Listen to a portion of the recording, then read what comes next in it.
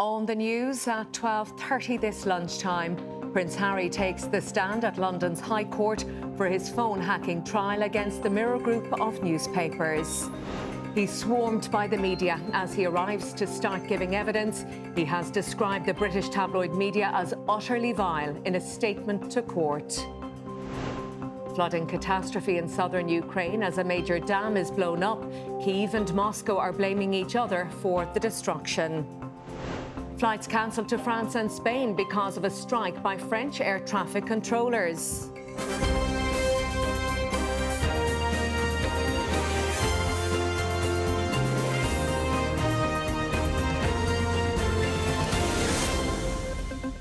Good afternoon. Well, Prince Harry has taken the stand in his high-profile case against a newspaper group in the UK, which he accuses of using unlawful information gathering for stories about him since he was just 11 years of age.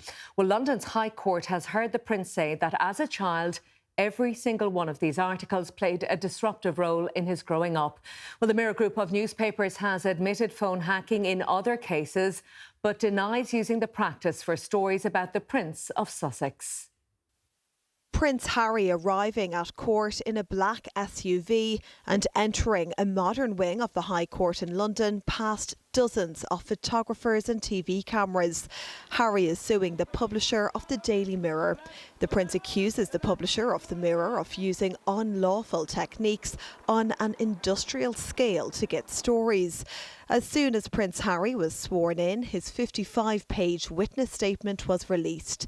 In it, he said he and his wife Meghan decided to step back from their full-time roles as senior members of the royal family due to the constant intrusion, citing of hatred and harassment by the tabloid press. The statement has hit out at both the state of the press and the government itself. The 38-year-old son of King Charles is the first senior British royal since 1891 to face questioning in a court. Facing cross-examination by a lawyer for the defendant, Mirror Group newspapers, which is contesting the claims, already arguing that Prince Harry's phone could not have been hacked when one of the articles was published, as he did not have a mobile phone in 1996. Harry has made a mission of holding the UK press to account for what he sees as its hounding of him and his family. He's among dozens of high-profile figures suing the Mirror Group newspapers, claiming they were subject to phone hacking and other illicit means of obtaining private information. Cleona Russell, Virgin Media News. Now, mass evacuations are underway in Russian-held southern Ukraine after a major dam was blown up. The Ukrainian government is blaming Moscow for the explosions and says scores of towns and villages are at risk of flooding because of the destruction of the dam and rising water levels. Above the city of Kherson, over the Dnipro, the Kakova Dam in ruins. This far into the war, what makes this event so significant is its multiple consequences. The concern, first and foremost, is humanitarian. The dam is just above the occupied city of Kherson, raising real concern of dramatic flooding in the area. But there are other consequences too. The dam may have been targeted because, despite the occupation, the islands downstream were still used as bases by Ukrainian armed forces. Then there's infrastructural concerns. Blowing up the dam means the Novakakova power station is effectively unable to function, raising the prospect of blackouts at a time of major crisis.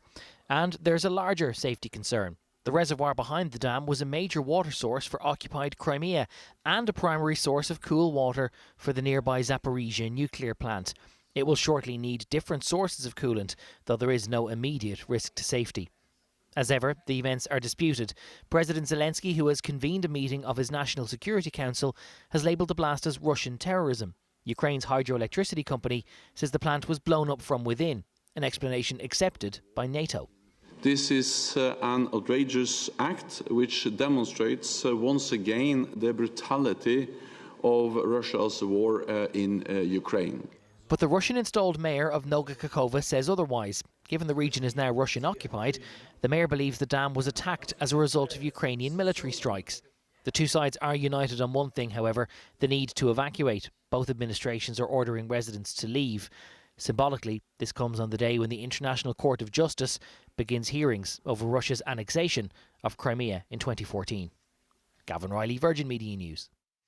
Now, intending passengers are being advised to check with their airlines after a number of flights in and out of the country to France and Spain were cancelled this morning because of strike action by French air traffic controllers.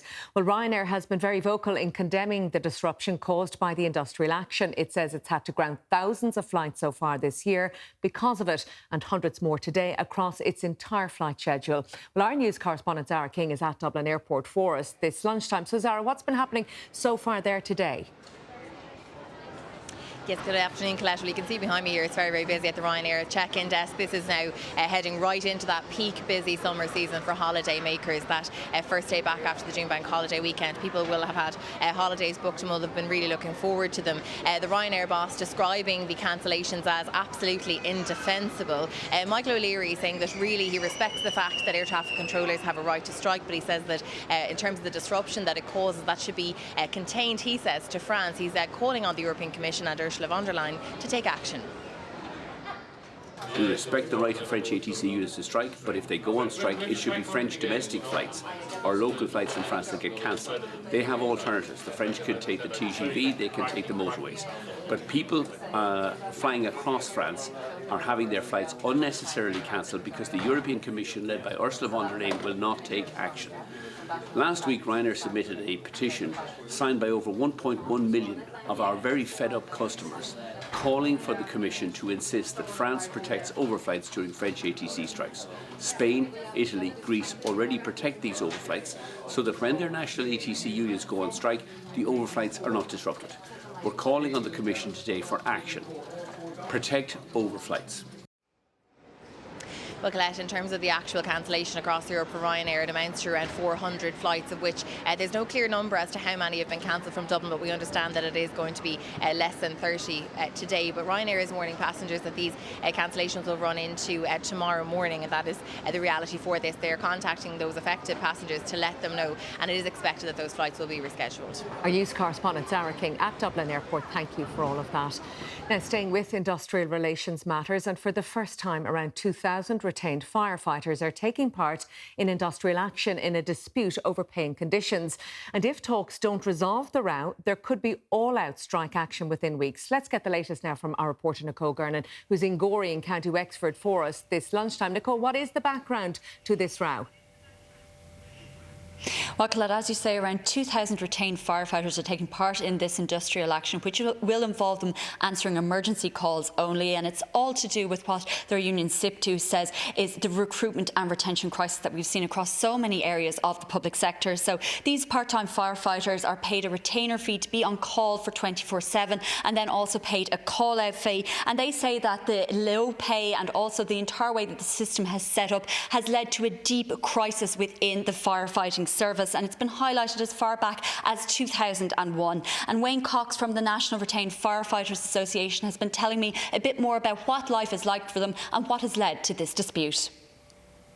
First of all, as a retained firefighter, not many people know, apart from you get 28 days annual leave a year. So that means for 337 days of the year, we have to be within 5 minutes of this building at all times. So you can imagine if I said to people, you have to spend that many days a year being only 5 minutes from your house, like worse than COVID restrictions, you can understand half the problem. The other problem is the remuneration that we receive. So if you start now as a retained firefighter, the only guaranteed part of your income is the retainer that you're paid to be on call and 2 hours a week training. The starting retainer now is somewhere in the region of €8,600. So they're saying there needs to be an immediate cash injection to increase their pay, and that there needs to be improvements to their structured time off. And they say if this doesn't happen immediately, there will be rolling strikes from the 13th and then an all-out strike on the 20th of June. Now, Minister for Housing Darragh O'Brien, who has responsibility for this, has acknowledged that there are problems there, but he's called on all parties to come back to the table. He says they're working hard to try to implement the recommendations of a recent report, and he says that the way to do this is in the proper forum. Nicole Gernan in County Wexford, thank you for all of that. Now, borrowers are being urged to engage with their lenders if they're struggling to make repayments on mortgages, credit cards or other personal loans. A new joint campaign has been launched by the Banking and Payments Federation, along with the Money and Budgeting Service, or MAPS. Well, our economics correspondent Paul Coggan has more on this. Paul, is there much evidence of more people falling behind in arrears or on their repayments? Well, not according to the banks who are represented by the BPFI. They say they haven't seen any evidence that there's an emerging arrears crisis, but the context is that we've seen 7 interest rate hikes from the European Central Bank over the past year or so. There's potentially another 2 to come over the summer months, and taken in conjunction with the rising cost of living, people will be feeling the pinch. Many people will be worried that they're unable to make their monthly repayments, and what the banks and what MABs are saying is that they've now come together to encourage people to approach their lenders. And this doesn't only include banks, it includes non-traditional lenders, it includes the credit servicing funds.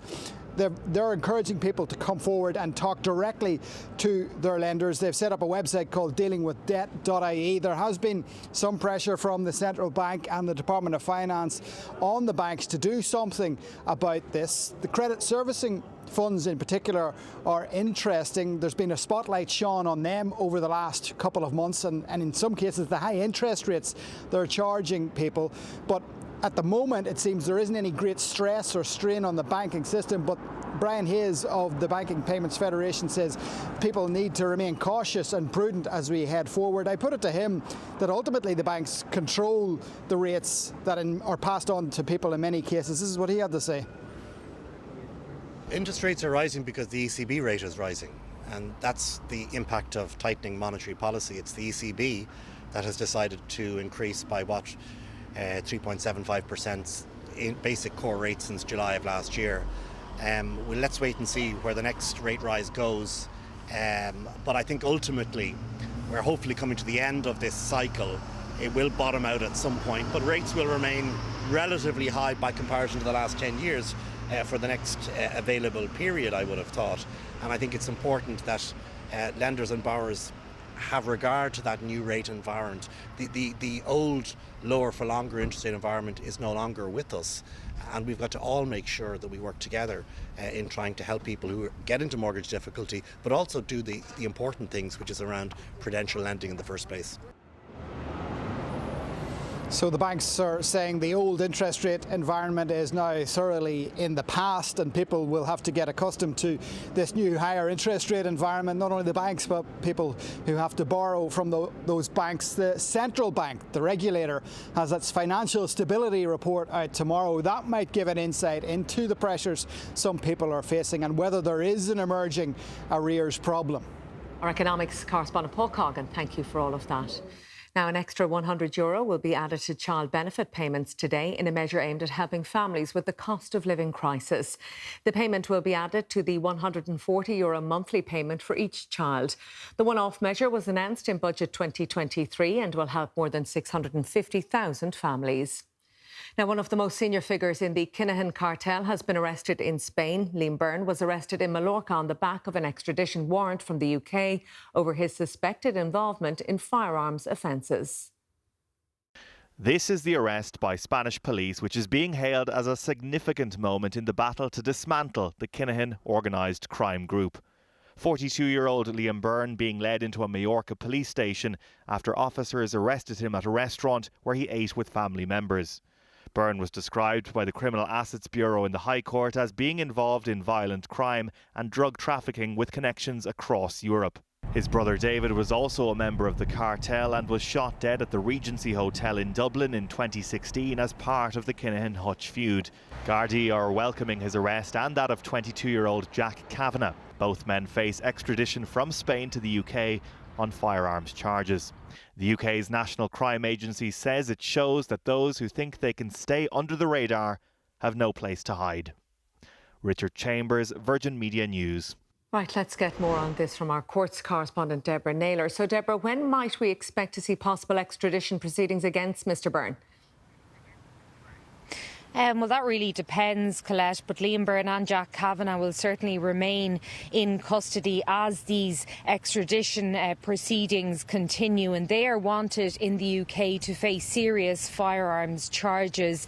The NCA, the National Crime Agency, said it obtained warrants for their arrest after encrypted messaging system EncroChat showed that they believed they were involved in acquiring and supplying firearms. Now, Gardaí here have described the arrest of Liam Byrne as a particularly significant development in the efforts of international law enforcement to dismantle the operations of the Kinahan organised crime group. And since the Hutch-Kinahan feud began and erupted, dozens of mid and lower ranking cartel members have been put behind bars, but Liam Byrne has been described as one of the most trusted members of the international drug trafficking gang. As you heard in Richard's report, he's the brother of David Byrne, who was shot dead at the Regency. He's the brother-in-law of Thomas Bomber Kavanagh, who was jailed for 21 years in the UK for conspiracy on a conspiracy drug trafficking charge. Now, Liam Byrne flew to Spain from Dubai, where it's believed Daniel Kinahan is still based. He, of course, is wanted by US authorities along with his father, Christy Kinahan, and his brother, Christy Kinahan Jr. And this latest arrest of Liam Byrne will lead many to wonder if the net is finally closing in on them. Deborah Naylor, thank you for all of that. Now, coming up next on the news at 12:30, the eve of exams, students urged to stay calm ahead of the start of the Leaving and Junior Certs tomorrow.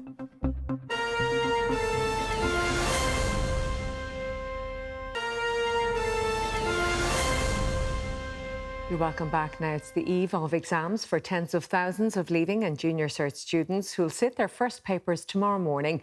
But experts say today is a very important day to get in the right frame of mind.